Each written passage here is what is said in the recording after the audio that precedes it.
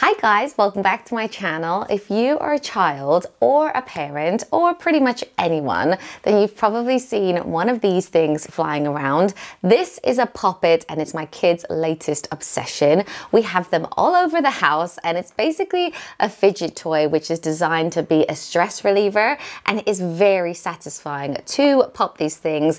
It's like never-ending bubble wrap.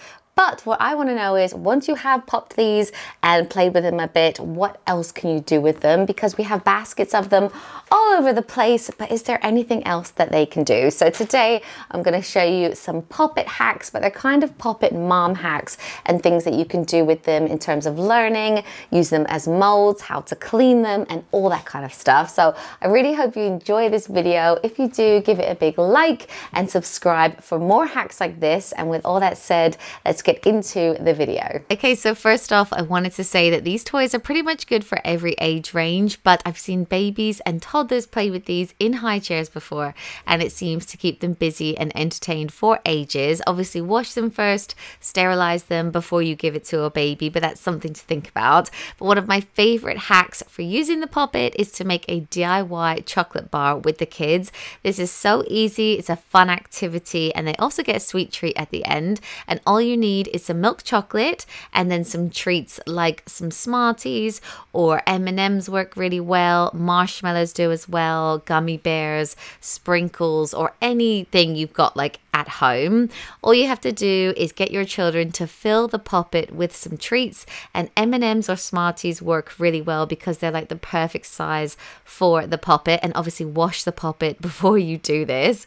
But you can see Caleb's making a beautiful rainbow here, and then once it's all filled, you can melt down the milk chocolate. I used chocolate chips because they melt down really quickly, but if you had an old bar of dairy milk or some buttons or something, that will work fine as well. So I just microwave it until it's nice and smooth, and then I let my children like sort of spoon it on top of the Pop-It, and then once they've done that, you kind of like flatten it all out and add any other toppings that you want to have on the other side. So Caleb put some sprinkles on this one, and then we even melted down some white chocolate that we had and put that on top as well. Then once they're done decorating, all you have to do is pop this into the fridge to harden, and we actually left it overnight, but it was looking pretty much done after about an hour. And then when you do take it out of the Pop-It, it's quite easy because they're made of like a silicone material. They kind of just pop out, and we've done this a few times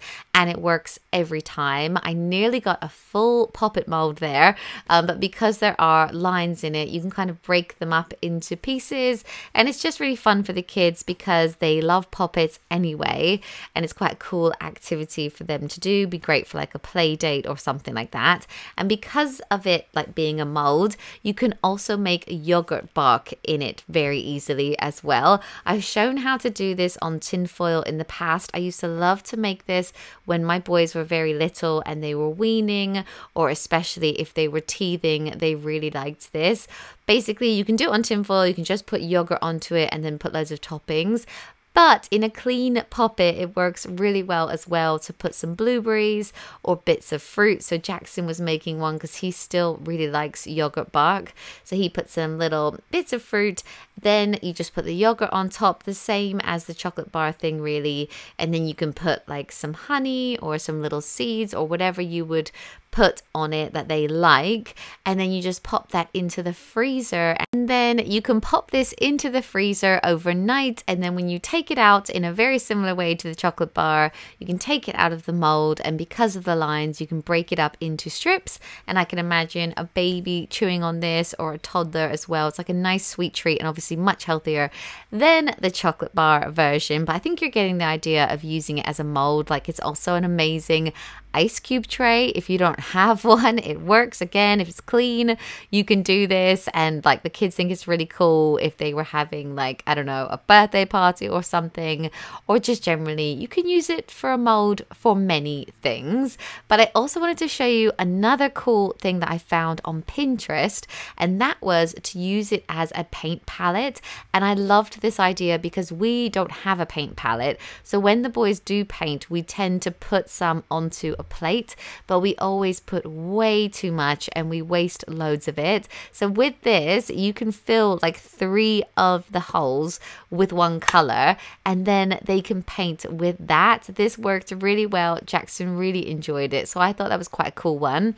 And with kids paint, you can just give it a rinse, and then also the best way to wash a poppet, because let's face it, they can get grubby with the kids' hands and everything, is to just stick them into the top tray of the dishwasher and then do it like on a normal cycle. These come out so clean, and it's just the most easiest way to clean them. So I also wanted to share that with you. But these are also great learning tools. So I found, I think I might have shared this in a mum hacks video, and you can actually buy ones that have letters or numbers on them. I saw some on Amazon, but if you don't have the ones with the letters and numbers and you happen to have loads like we do, you can just go ahead and write them on. So I'm using a permanent marker here, but I actually have found that biros work quite well, that their hands kind of don't rub them off too quickly, but obviously permanent marker just kind of keeps it on there. So on this one, I've done the alphabet,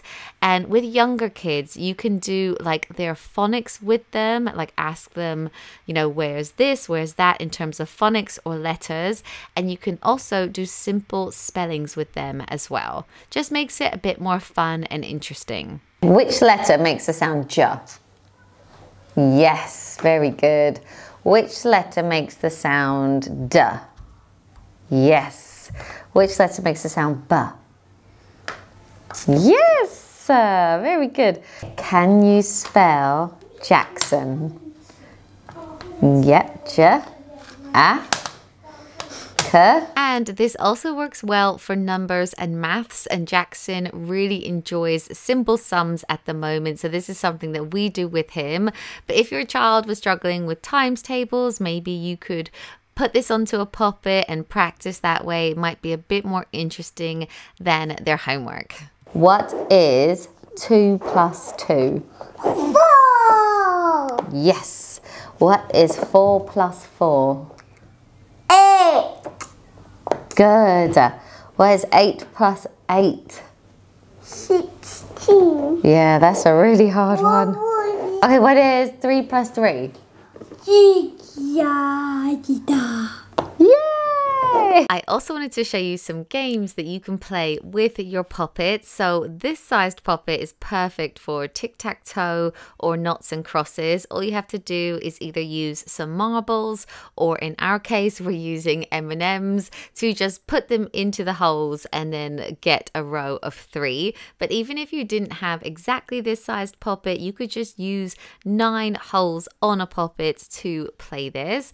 And for Christmas, the boys actually got a poppet board game, which I didn't even know existed, but it came with a dice, and you just roll the dice and then pop down the number that you get, and whoever pops them down first wins.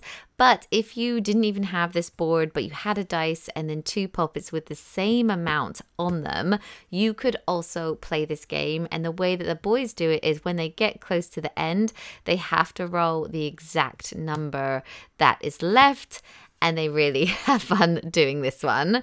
But again, this is actually such a fun thing to play with in the sand. I showed it on Instagram when we were away in Spain. They loved having their poppet on the beach to just fill up with sand, and then you get like a poppet made of sand when you dump it out, and then they would pop the sand poppet. This is just sounding insane now, but they really like it. This is it with kinetic sand, but it works even better with actual real sand. And the last hack that I wanted to show you guys was a little bit of a fail, but I was so hopeful this was going to work. It was to make a soap poppet bar, if that makes sense. So I thought this would be really fun for bath time, or if you struggle getting your kids into the bath. It was to melt down a bar of soap, or if you had like bits of bars of soap, you could use that as well. And again, just use the poppet as a bit of a mold.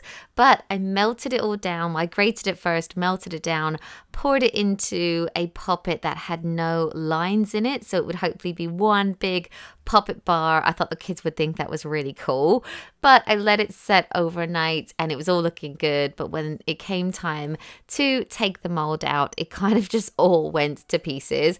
But the boys still were like, oh, they're Simple Dimple soap bars, and they still seemed quite excited about them. But anyway, that is all my hacks. Okay, so that is it for this video, but I really hope you enjoyed it. Let me know in the comments below which hack was your favorite and that you're likely to try. I did try a few others, but they were such big fails that I didn't include it in the video. Like, I tried to use this as a jelly mold, but it was just a complete mess. And I even tried to make toothpaste tablets in this. So the idea was to put little blobs of toothpaste in each one, put some baking soda on top and let it dry out, and then it's like these toothpaste tablets that you can take camping with you. But honestly, it didn't work at all. But anyway, thank you so much for watching. I hope you enjoyed it, and I'll see you in my next one. Bye guys. It's also a dog toy, isn't it, Kiki? What have you got?